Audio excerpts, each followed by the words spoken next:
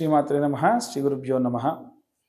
మన పూర్వీకులు లేదా మనమే తెలుసో తెలవకో ఏదైనా సర్పాన్ని సంహరించిన లేదా మనమే గత జన్మలో ఏదైనా సరే సర్పాన్ని సంహరణ చేస్తే అది ఏ కారణం చేతనైతే ప్రయాణం చేస్తూ మరణ ప్రాప్తి పొందుతుందో అలా మరణించినప్పటికీ దానికి సంస్కరణ చేయడం అంటారు. అంటే రాగి కాసుని ఆ యొక్క సర్పం యొక్క నోట పెట్టి దాన్ని కాల్చేయాలి.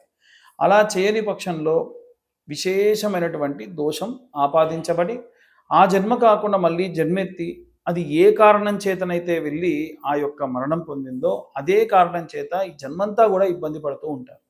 అలా సంభవించేటువంటివే సర్పదోషములు.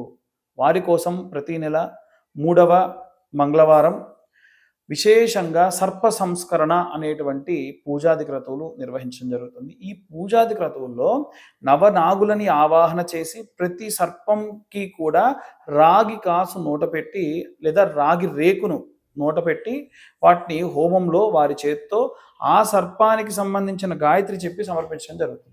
ఇలా ఎవరైనా సరే సర్పదోషం ఉన్న వాళ్ళు విశేషంగా ఈ యొక్క పూజాది క్రతువులు హోమంలో పాల్గొనవచ్చు. కింద ఉన్న నెంబర్కు కాంటాక్ట్ చేయండి. సర్వే జనా సుఖినో భవంతు. స్వస్తి.